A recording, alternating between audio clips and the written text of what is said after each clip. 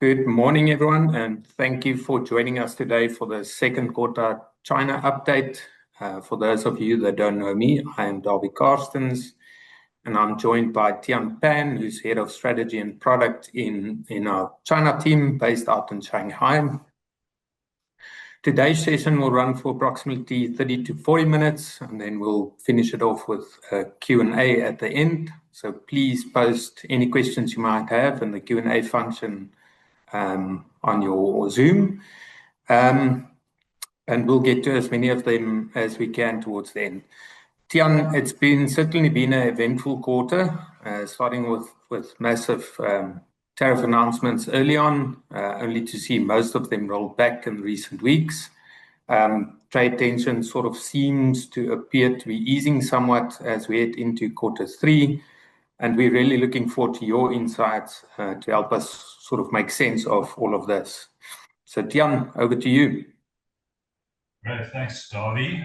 Morning, everybody. It's great to have you all with us this morning online.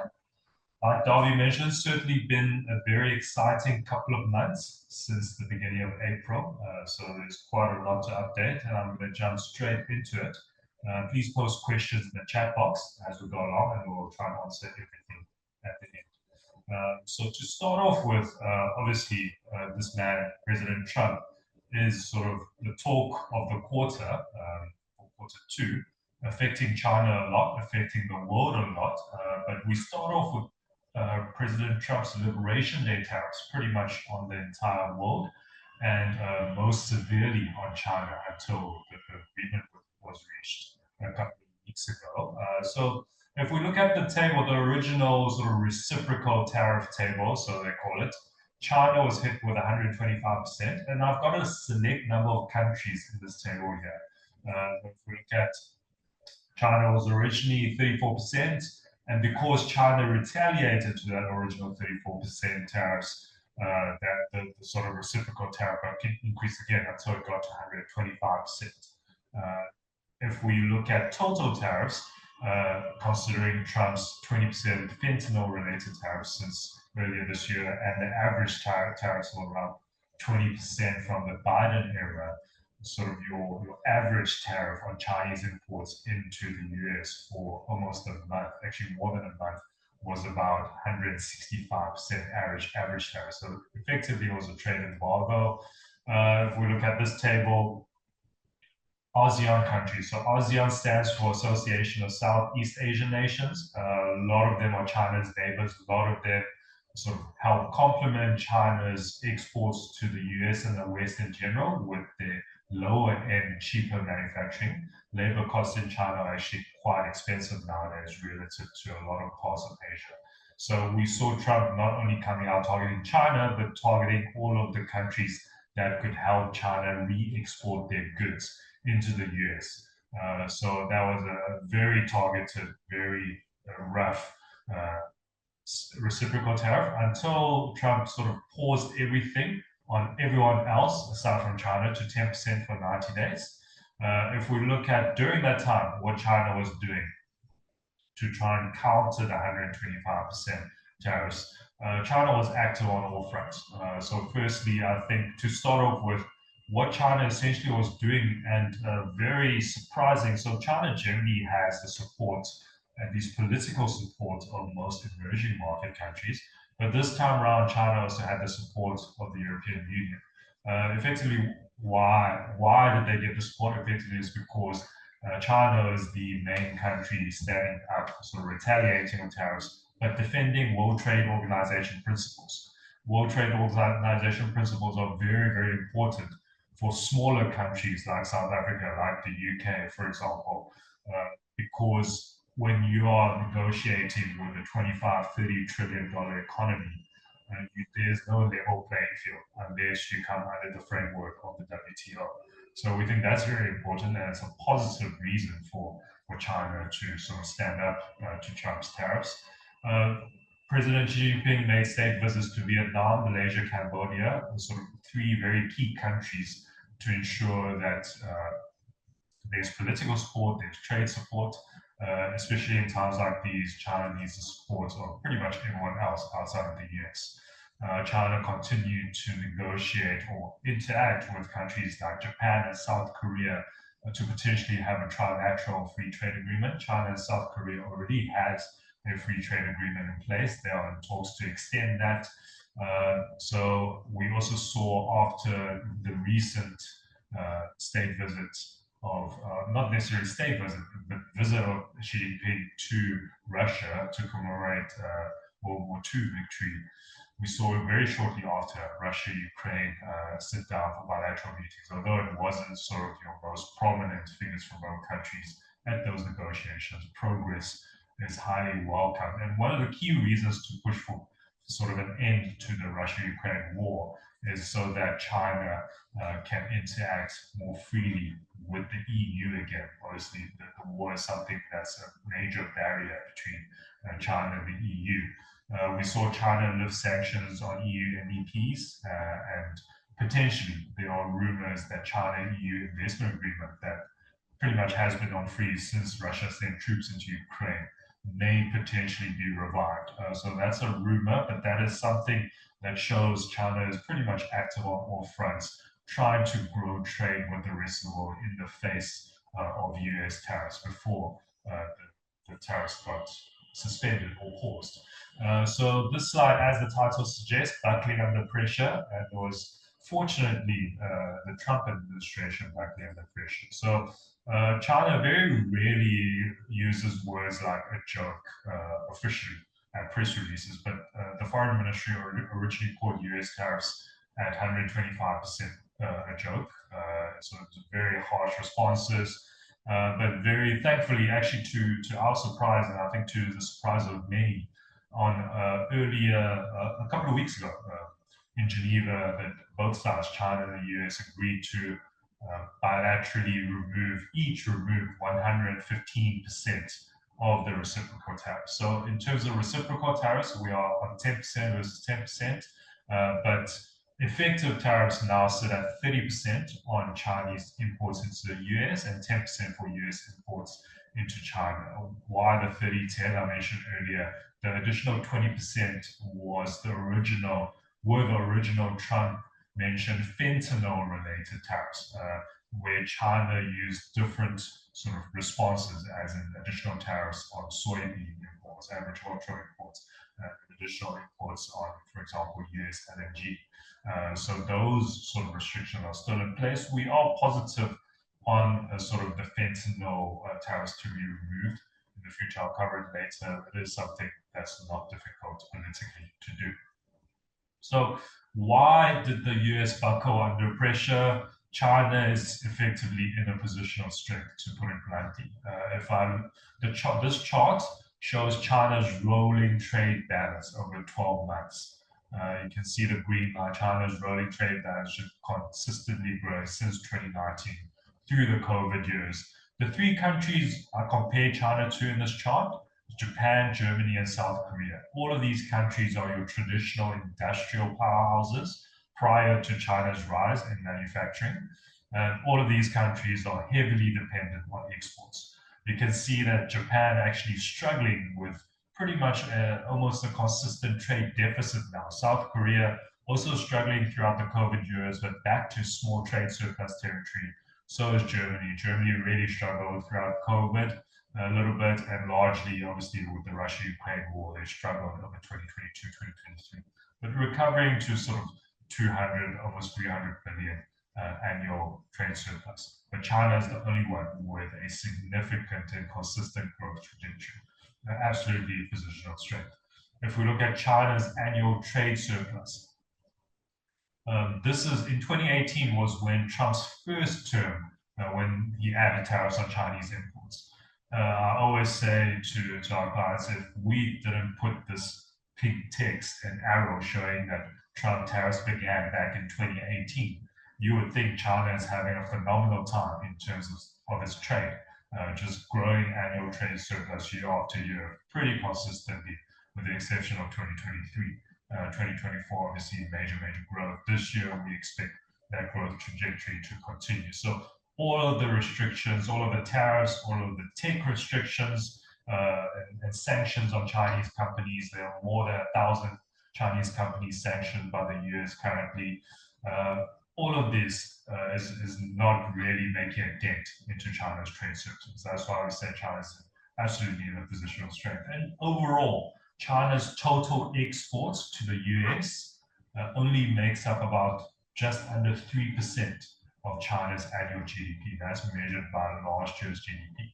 So yes, if total exports to the US stopped directly, it would hurt China a lot. But the limit is 3% of China's GDP. Obviously, there could be indirect impacts, but even with the 125% reciprocal tariffs, pretty much estimates range from a reduction of 1 to 2% of GDP growth this year. So China's official GDP growth target is 5% for 2025. And in a worst case scenario, we would expect GDP growth to drop to 3% had those tariffs not been removed.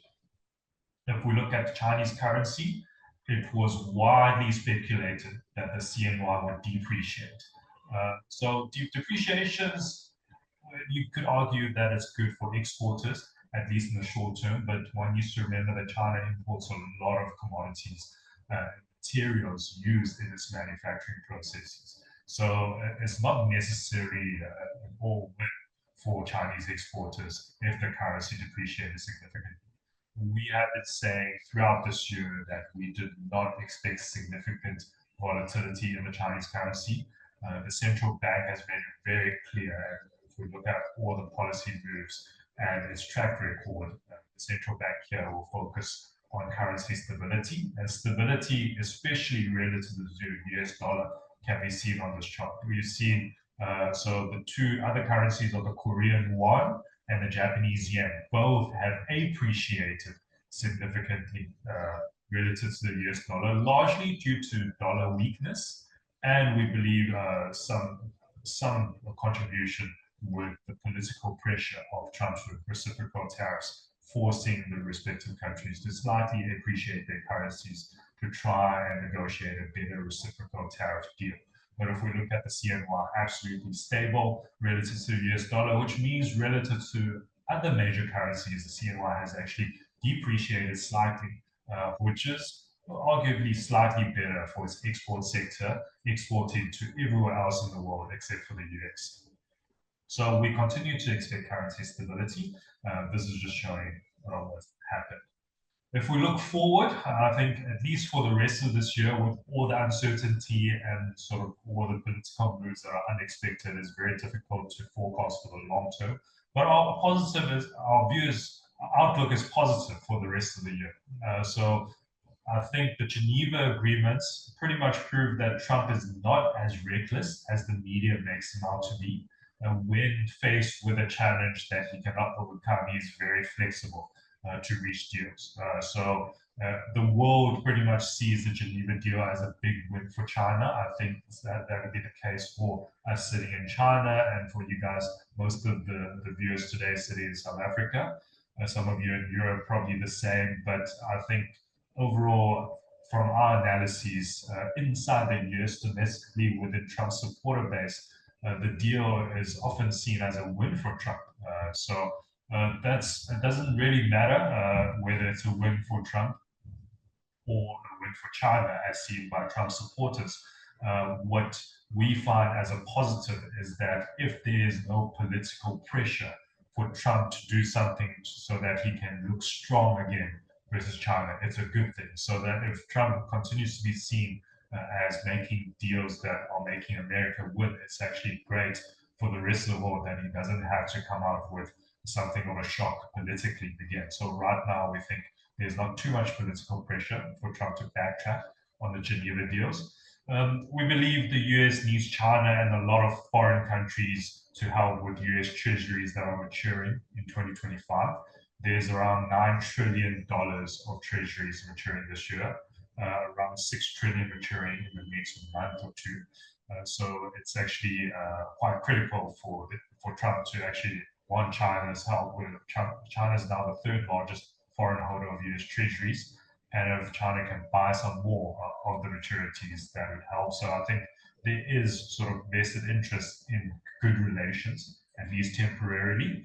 And we don't believe there should be a high probability of Trump applying high tariffs for the rest of the year on Chinese imports again. I think it's very clear that there are no replacements to a lot of goods being imported into the US. And for the rest of the year, with holidays like Thanksgiving and Christmas coming up, and the amount of time you need to plan for stocking your stores in the US for holiday gifts, etc., I think politically, especially with the midterms coming up next year, the Trump administration is unlikely to risk fallout with their supporter base of high inflation or stock shortages. So we think it's actually not looking too bad for the rest of the year. 2026 may be a different story, but this year, at least from a Trump perspective, looking much better than it was about a month ago. If we look at China's latest data, all the data pretty mixed, with a slight positive tone. So if we look at GDP growth, Q1 growth, which is the latest quarterly growth we have, grew by 5.4%. Q2 growth was expected to slow significantly until last week. And if we look at all the companies we speak to, especially the ones that are export focused to the US, everybody is rushing to push through orders at record pace, at record volume. So we expect the second half of May and June to help Q2 growth in China's economy significantly. So we expect a reasonably solid number for Q2 even, but probably not as high as the 5.4% we saw both in Q4 and Q1. CPI continues to be a concern. It continues to be negative 0.1. So all of the text on this slide is color coded.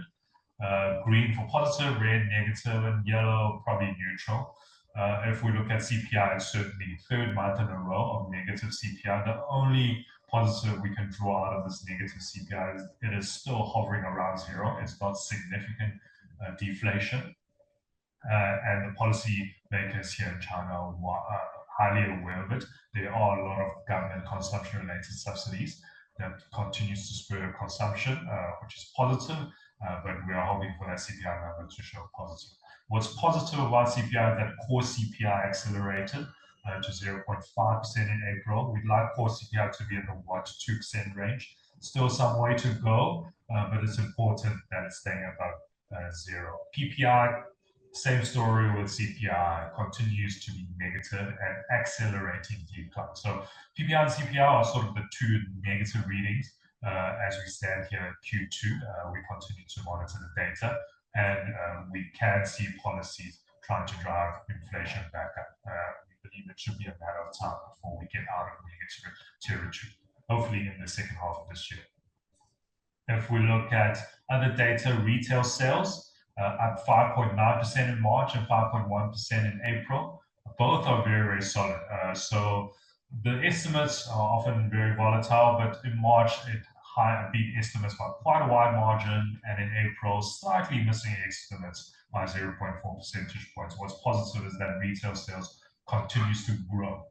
That shows that government stimulus policies on the consumption voucher side continues to work. Exports, 12.4% in March and 8.1% in April. We are actually absolutely shocked at the 8.1% growth in April. And because the second half of May has been crazy, there's actually a good chance that even in May we'll expect to grow. So essentially, the Trump reciprocal tariffs only slowed down Chinese exports temporarily before accelerating again. So we await to see the May numbers next month. But export numbers absolutely strong.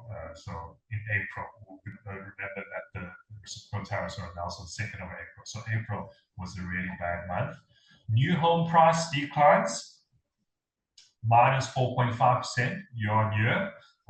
It's in March and minus 4% year on year in April. So these numbers are negative, but they're color coded green because the decline in new home prices continues to decelerate. So it's the 6th consecutive month of slowing price declines in the property sector.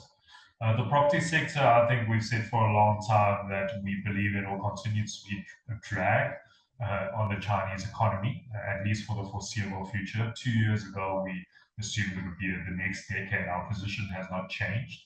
But in terms of relevance in the economy going forward, and especially relevance in the stock and bond markets, the property sector is becoming less and less relevant, especially in prescient strategies. We've stayed clear of the property sector, bar some arbitrage opportunities since about 2019, and we continue to be pretty much free of real estate exposure within our China strategies.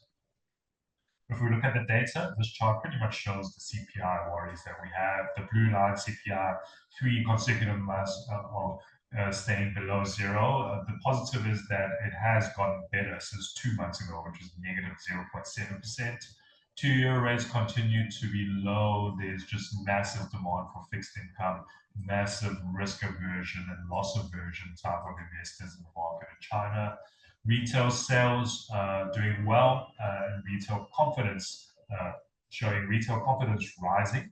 But if we look at back at 2023 levels, when COVID restrictions first were lifted, that sort of euphoria type of retail sentiment still has not returned. So there's still quite a lot of room for growth in terms of retail consumption sentiment, etc. PMI, the main numbers, so these are end of April numbers. You can see that the reciprocal tariffs really hitting the manufacturing PMIs. Both manufacturing and services PMIs dropped, but services PMI continues to be about 50, whereas we are seeing manufacturing PMIs drop below 50. With the pause on reciprocal tariffs, we expect the numbers to rebound again for the next reading that we see for this month. But so overall confidence is actually very much influenced about what comes out of the White House, unfortunately. But I guess that's pretty much the case globally. If we look at the latest data in summary, I think resilience is probably the word I would use, and it's pretty much in Chinese culture. So if we look at sort of the 1 month or so of reciprocal tariffs applied to China, we must remember that China survived the world's strictest COVID lockdowns. Our entire team was in Shanghai. We were all in Shanghai lockdown, and we saw, can't call it devastation, but sort of the really tough conditions at the time, and the country and the economy has come through that. So comparing Trump's tariffs to the COVID lockdowns, I think it's peanuts. Overall, industrial output also increased by 6.1%. So the economy so far hasn't really been affected by Trump's Liberation Day tariffs.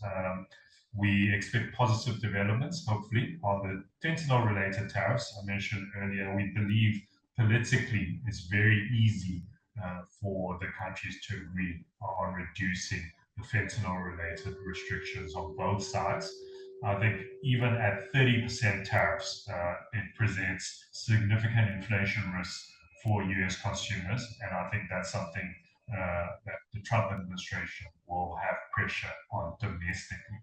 I mentioned Q2 exports expected to be strong, which will link to GDP. The only downside is that with the pause in tariffs, and there's going to be less and less urgency on the stimulus plans, especially on the fiscal side in China. So we'll continue to expect delayed stimulus in the Chinese economy. But that doesn't mean the economy is not going to grow. It's just that it would be nice if we had some stimulus come through. But overall, looking very, very solid Chinese economy. If we move on to the markets, which is a forward-looking representation of the economy, we start with China's valuation, the Chinese equity markets. This is China onshore, so not the sort of tech-heavy Tencent related indices in China. If we compare to US and India on a cyclically adjusted basis, we've seen India come off a lot, US coming off a little bit, but relative to their own history is still at historical highs. Whereas China, even with the rally last year, China continues to be at all-time low cyclically adjusted valuation. So we continue to believe it is still an opportune time to allocate to China. We're very, very optimistic on prospects of the Chinese equity markets going forward. If we look at point-in-time valuations, we can see bar on the left is China onshore, and the second from the left is Hong Kong, which is pretty much similar to your MSCI China constituent. So it includes companies like Tencent, Alibaba. You can see China, HSCI, China H is probably the cheapest, and it is the index that's done the best this year so far. So relative to some of the hottest markets globally, in emerging markets, India is one of the most popular markets right now. Chinese markets, Hong Kong actually valued at less than half of Indian valuations, similar with the S&P in Japan, two other very popular markets right now. I use an example here. I think previously we've used an example with NVIDIA versus China Tech. This time I thought I'd use some similar companies. So we compare Amazon to Alibaba and JD. Amazon probably more comparable to Alibaba than JD, but they all have a massive online retail component. If we look at PE ratio, Amazon sitting at over 30, Alibaba at about 17, and JD at a very attractive 7 valuation. Price to book, Amazon at 6.4, Alibaba at 2, and JD at 1.5. And then price to sales ratio, Amazon at 3. Amazon actually one of the very reasonably valued US tech companies out there, but still quite a lot more than Chinese tech companies. If we look at sort of revenue, Amazon absolutely dwarfing Alibaba and JD, about 4 to 5 times the revenue in US dollars generated by Alibaba and JD. But in terms of profit, not as much. So in terms of profit, it's only about 3 times Alibaba.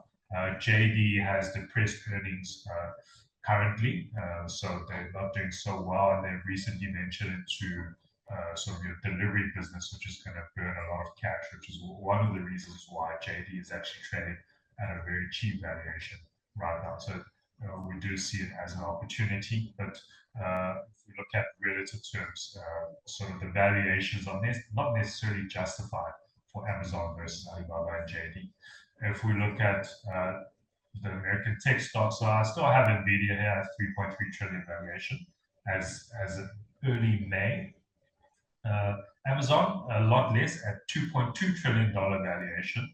And then we have Chinese tech companies. So Tencent at almost $600 billion, Alibaba at $300 billion. So Amazon's valuation is almost 8 times Alibaba's, so 7.5 times Alibaba's valuation.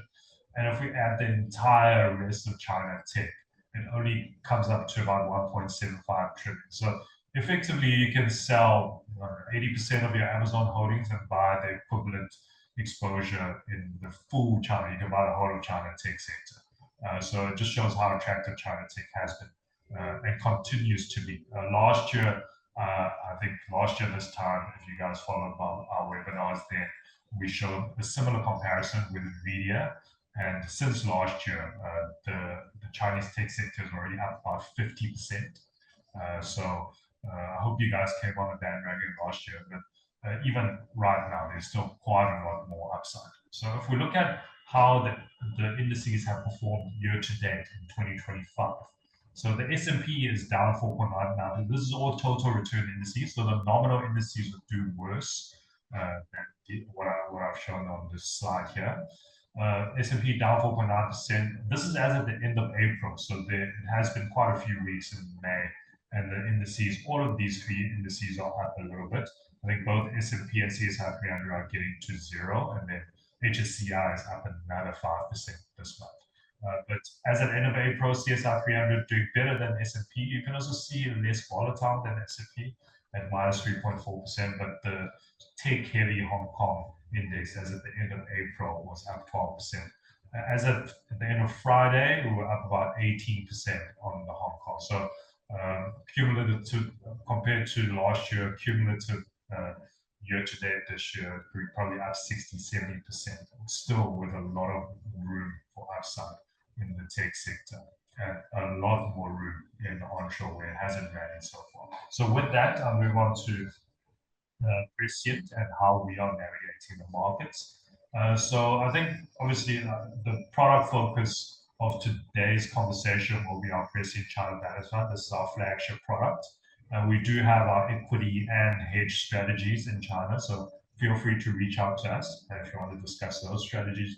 But essentially, for most investors that are on this webinar, the Prescient China Balance Fund will be the most suitable product for you because it's your all-in-one China strategy.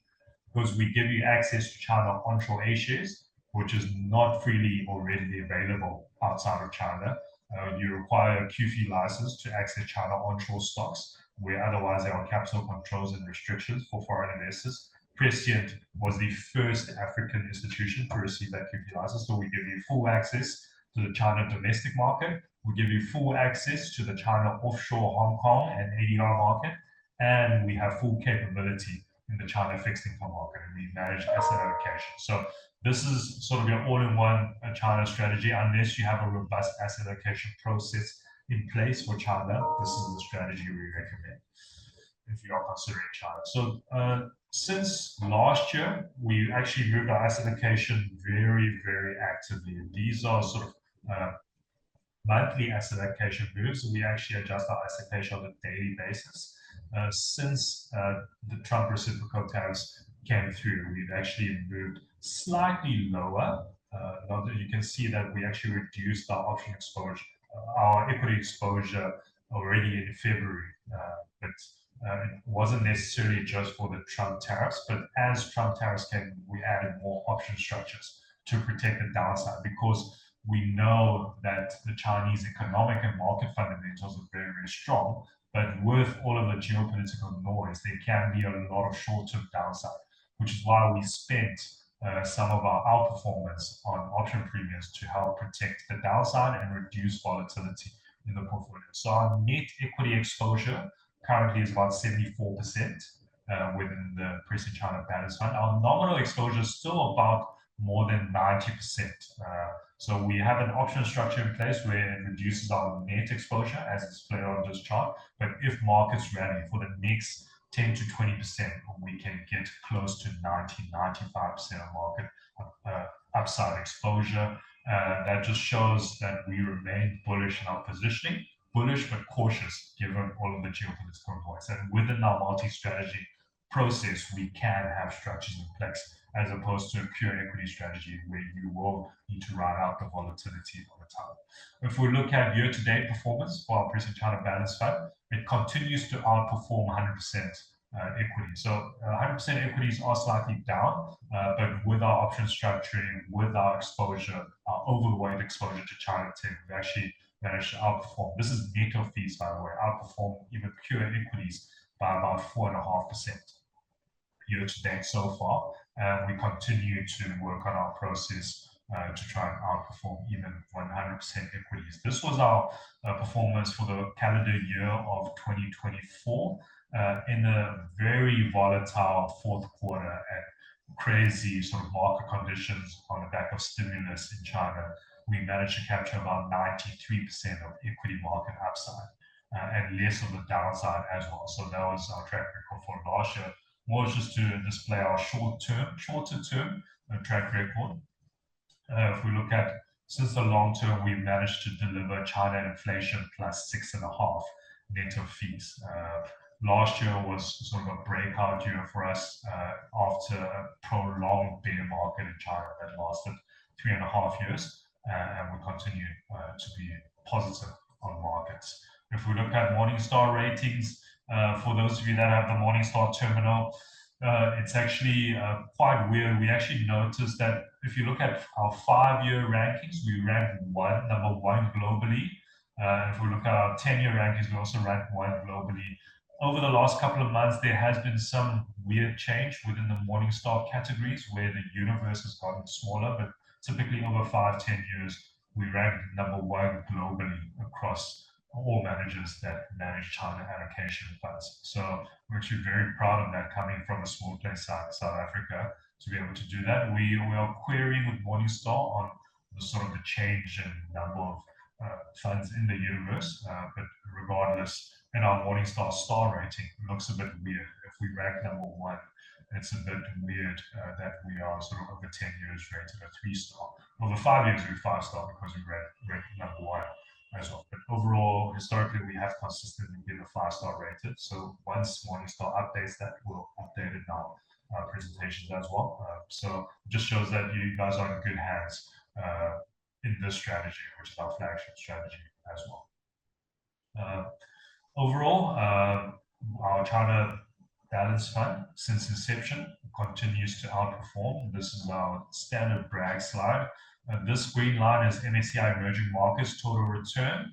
And this gold line is MSCI China Total Return. This is all since March 2013, the inception of our fund. The red line is CSI 300 Total Return. And the dotted blue line is our Prescient China Balanced Fund A-class net of fees since the inception of the fund. So cumulatively, we've beaten MSCI Emerging Markets by 79%, MSCI China by 68%, and the CSI 300 by 58% net of fees over the period. So there have been some clients that have been with us throughout the period, and although it has been a volatile period for Chinese markets, the fund has really done well, and we continue to apply and enhance our processes to do well. So my last slide, pretty much to summarize, China's economy continues to be very, very resilient. It's well positioned to withstand geopolitical risks, and it's already withstood the biggest shock of war, 125% tariffs that very few expected. I think we were unconvinced of Trump's 60% tariff comments from last year. Clearly, we went higher than that, and China's withstood that and pushed the US back, and now we're back at 10%. So it's actually a very, very positive indicator for the strength and resilience of the Chinese market.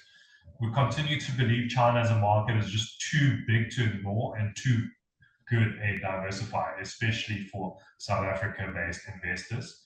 And current valuations continue to be very, very attractive. And given our Prescient China's capabilities and our robust track record, we believe we'll be able to help your China allocation perform very well for the next cycle going forward. So with that, I'm going to jump over to the question section. Are there any questions from the floor that I can take? Thank you, Tian. Yeah, certainly I have a few questions in the list here. I'm going to start with quite a long one, and I think this is maybe something people struggle with or face before they want to invest in China. So bear with me. There's a couple of questions in this long paragraph, but I'll give it a go, or you can give it a go. And I think your last chart almost answered the end of it, but let me run through this. So I buy the long-term story on the Chinese economy, but I'm not convinced that under the Chinese system that this will translate into high equity returns for foreign investors, as shareholders stand firmly behind the state. The Chinese banks and domestic investors in a priority. I also have fears about transparency and potential capital write-offs in the event of Taiwan-related Western sanctions. I feel that playing the Chinese story by investing in companies listed elsewhere with significant Chinese revenues provide a better risk-adjusted option. Can you comment? Okay, so I think I'll break that into a couple of. So firstly, for the comment on the Chinese system, where obviously there's always this sort of mental image of the state having a hand in everything. And I'd say that is probably an accurate statement, but the magnitude of that influence is actually becoming less and less relevant.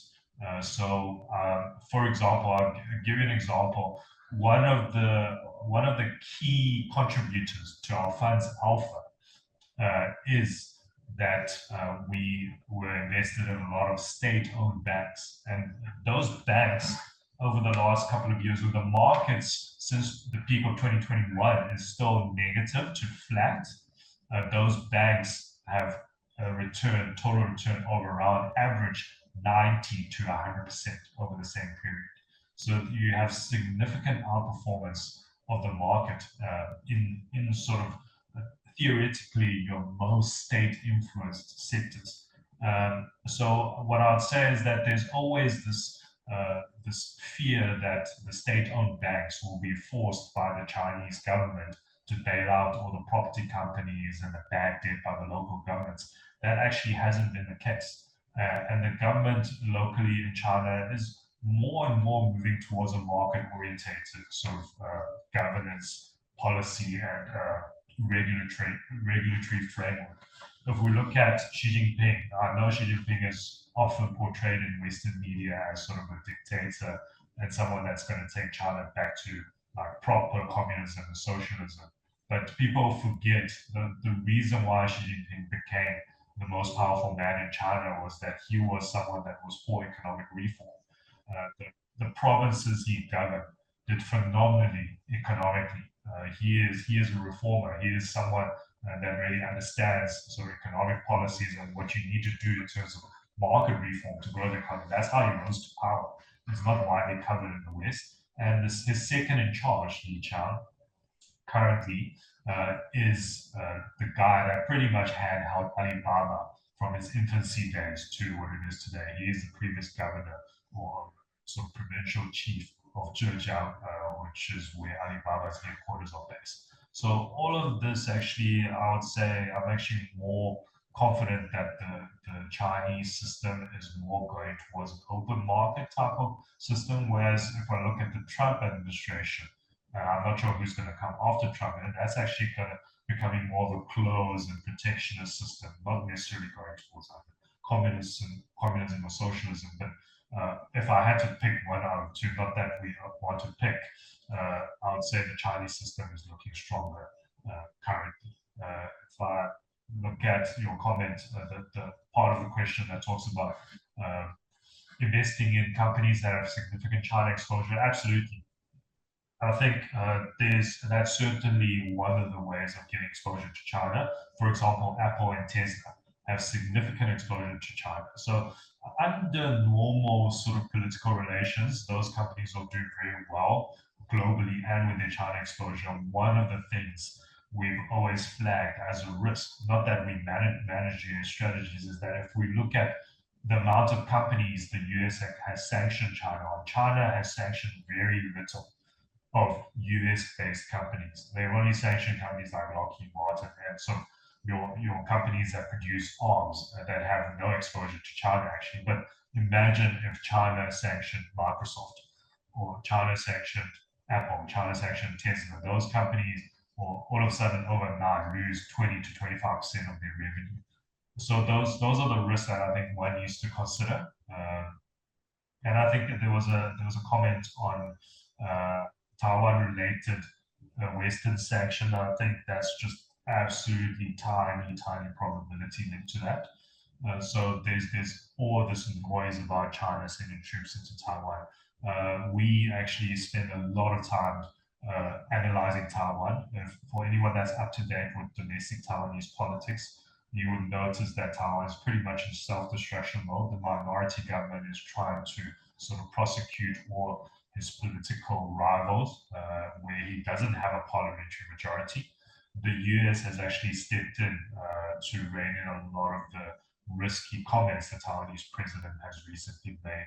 So the risk of that is pretty much negligible in our view. And we continue to monitor that, but we are very, very far from a scenario where there's going to be war between mainland China and Taiwan and then global sanctions. So I think one key point to sort of picture in your minds is that yes, when Russia invaded Ukraine, the world pretty much all came together to sanction Russia. But when the US sent troops into Iraq, it wasn't necessarily the same case, and that had no effect, probably positive effect on US equities. And China is becoming a power that's more resembling of the US rather than Russia. And even in a worst case scenario, one needs to question, does the world have the capability of sanctioning China, given that most of the world actually depends so much on China these days? So that's a very far-fetched sort of comment. So our base case view is that we are very, very far from any sort of potential war constraints, but we continue to monitor very, very closely. Thank you, Tian. Property, maybe just a quick update on property. Always seems to detract on China.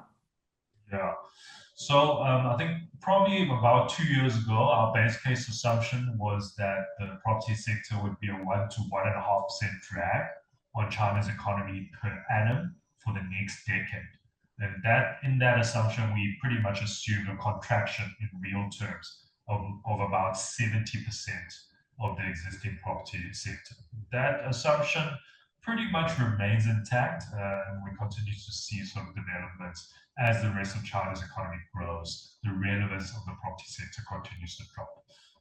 And where it really so that's a direct impact. Where it indirectly impacts China's economy is where, for example,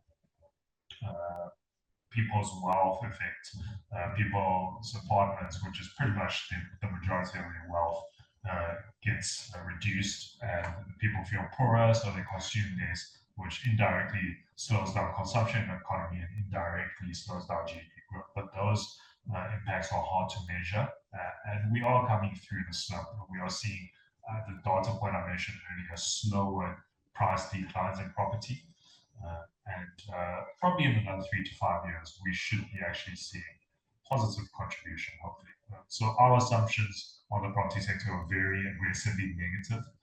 So it could very well turn out to be better. Thanks, Tian. Maybe a little bit market unrelated or not. Is there another outbreak of a new strain of COVID? Something was mentioned on the Chinese media. No, so I think COVID is now no longer the COVID it used to be. I think the government here and the health regulators have pretty much accepted that it's just going to be a seasonal thing. So every year there will be sort of cases of COVID, with the amount of deaths, with the vaccinations, with the sort of therapy and medicines available nowadays. Pretty much just like the common cold, maybe a little bit stronger. So there's not widespread, or certainly no impact we can see on the economy from that. Cool. And then BYD, although we don't do stock picking, maybe you've got some insights here. BYD is following the path Tesla took on pricing. Why would that be? No, so I mean, I think today we saw widespread reports of BYD cutting prices, which is why we saw one of the triggers of Hong Kong actually having a very bad day today.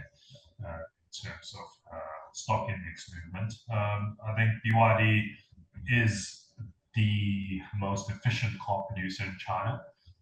They are by far the leading brand in China. I'm not sure if they've reached some economies of scale to be able to reduce pricing while maintain profitability. We can only tell when their annual results come through, sort of in the next 12 months or so, from the latest round of price cuts. But overall competition within the domestic Chinese electric vehicle markets extremely fierce. And one of the main ways of winning customers is just to cut price. So it's not necessarily a BYD phenomenon. It's a Chinese domestic market phenomenon. And with the cutthroat competition in China, obviously the Chinese car producers are able to sell at a much higher price overseas. But still, that higher price is still very cheap compared to your traditional car makers like your Daimlers and your BMWs that have legacy cost structures in place, which is why when you have tariffs in Europe on Chinese car imports, etc. So we do believe that the EV industry in China is going to consolidate in the next couple of years. We are seeing a lot of bankruptcies, companies that are failing, and the remaining few that stand will dominate the market and will probably go on to dominate the world by the looks of things. But there will be sort of joint venture partnerships, especially with the European car makers. There will be agreements that set minimum prices in certain markets. That's our expectation. But overall, BYD, the strongest electric vehicle company there is globally, in our opinion at least. Thank you. And then one last one to end it off. What do you think are the biggest risks and opportunities in the Chinese market over the next 6 to 12 months? I think biggest risks is actually geopolitical, actually. I don't think it comes from China within. So if Trump pulls something crazy again, so if he decides to reinstate the tariffs applied on China, or if he decides to do something crazy in the Philippines, put in, I mean, one of the reasons of China and the Philippines having a quarrel in the South China Sea is due to a US missile system that was placed in the Philippines. So we could see potential sort of political risk, economic risk, not much. If the tariffs remain as is, that's at 10%, and continue to reduce, we expect accelerating economic growth in China. So, yeah, I think that leads me on to the opportunities. I think opportunities are market-wide. So you have companies in the semiconductor space. So the Chinese flagship foundry, SMIC, which is your main competitor, TSMC, the world's most advanced chip foundry, currently is rumored to only have a 40% sort of success rate in the chips that they produce. So out of every 10 chips, 6 of them they produce, 6 of them they throw away. So you have all of these Chinese companies, once they get going, to sort of your average 80-90% success rate in terms of production, you have a massive potential earnings uptick and massive variation uptick. Specific sectors in terms of the EV, I mentioned earlier, maybe not in 12 months' time. If the market consolidates and only a few players remain, then they are able to readjust pricing upwards. That's going to be very positive for earnings. Yeah, I think in terms of the banking sector, we also see quite a lot of opportunity once the property sector overhang gets through and the local government debt issues get through. We see the finance sector also doing well, and obviously if the stock market does well, all of the investment banks. So we think there are a lot of things that can, maybe not necessarily in 12 months, but over the next cycle of 3 to 5 years, there's a lot of positives that can happen, with the only risk being geopolitical for now that we can see. Thank you, Tian, and thank you everyone for joining us today. We look forward to the next quarter's update and what will happen over Q3. Have a great day, and we'll chat to you soon. Cheers. Thank you, everyone.